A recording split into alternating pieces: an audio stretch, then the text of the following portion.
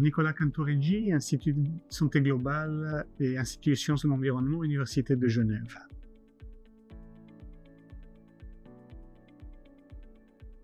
Aujourd'hui, dans les grandes familles, on a du risque évidemment microbiologique et du risque chimique essentiellement. On peut considérer que le risque microbiologique est globalement bien maîtrisé dans les filières de potabilisation, donc dans la fourniture d'eau potable dans les pays du Nord. Certainement, on est en capacité de gérer cette problématique-là avec des problématiques plutôt liées à des épisodes ponctuels, principalement liés à des gastroentérites et donc qui constituent des foyers épidémiques qu'on sait appréhender, mais qui probablement pourront poser davantage des problèmes à l'avenir liés à l'augmentation des températures, un changement climatique. Les problèmes principaux résident certainement dans l'exposition aux polluants chimiques. C'est une énorme famille.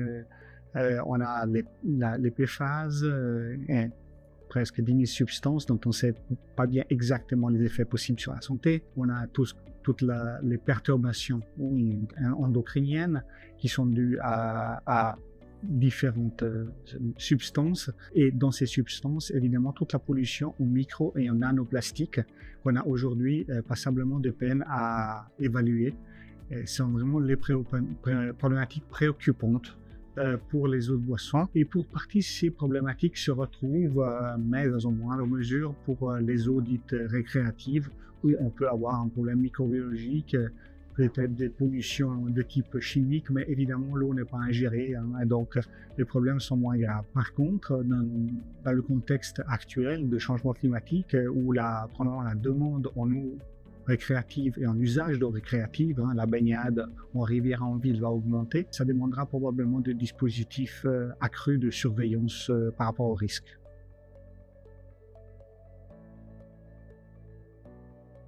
Le champ des bénéfices est globalement moins traité dans la littérature, mais on commence à y venir.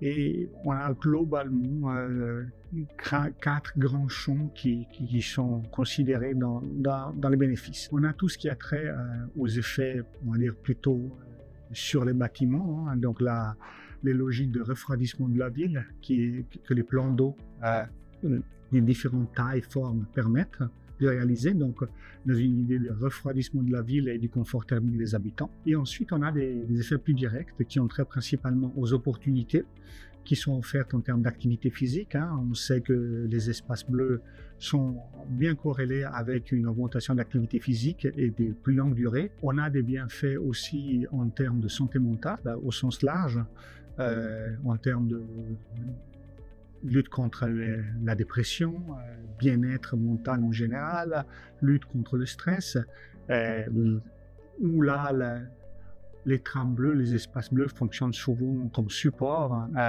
en synergie avec les trames vertes. Donc on parle souvent des trames vertes et bleues au niveau des villes. Et puis les espaces bleus offrent finalement des opportunités d'interaction sociale sur lesquels on a encore à creuser au niveau de la recherche, parce que les résultats sont parfois contradictoires, mais globalement, ce sont des espaces qui offrent des opportunités d'intégration sociale, d'identification, d'appartenance, d'appropriation par des collectifs, et donc c'est principalement dans ces 4 catégories qu'on peut classer les bénéfices.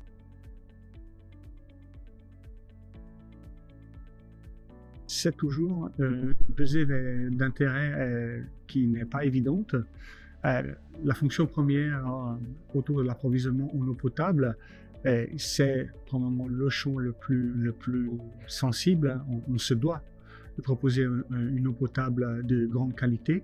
Et aujourd'hui, face à certains risques, ça pose la question des normes, avec en particulier toutes les pollutions chimiques révélées par les études. On se pose la question où est-ce qu'on fixe la norme, le seuil par rapport au risque qu'on doit introduire éventuellement par rapport à une potabilité ou non-potabilité, une conformité, non-conformité des eaux potables.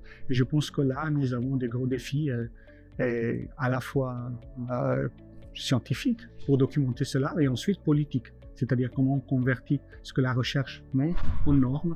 Et je pense que c'est un dossier extrêmement complexe. D'autres pesées d'intérêt interviennent sur les eaux récréatives. Je l'ai dit précédemment, la demande va certainement augmenter dans les villes du fait des changements climatiques et il faudra pouvoir répondre à cette demande. Donc on aménage les villes, on réalise des trains verts et bleus, et aujourd'hui, clairement, on arrive à une demande de baignade dans des eaux urbaines. C'est le cas de la Seine, c'est le cas du Rhône, on le voit partout dans le monde. Et pour l'autoriser, il faut réunir un certain nombre de conditions par rapport au risque. Donc, il ne suffit pas simplement de répondre à une demande qui est légitime, mais d'en apprécier le risque. Et le risque peut être relativement important. Il y a des caractéristiques particulières de ces milieux qui ont trait à la manière où les polluants se concentrent. Le risque sur un même cours d'eau n'est pas le même selon où on se situe au niveau d'une ville. Le risque peut aussi changer dans le temps. On peut avoir des moments où à forte concentration, par exemple des pathogènes, et des moments où il y en a moins. Donc ce sont des éléments complexes, mais qui ne doivent pas empêcher d'étoffer cette offre dans le respect vraisemblablement d'un dispositif de surveillance du risque qui devra inévitablement être renforcé.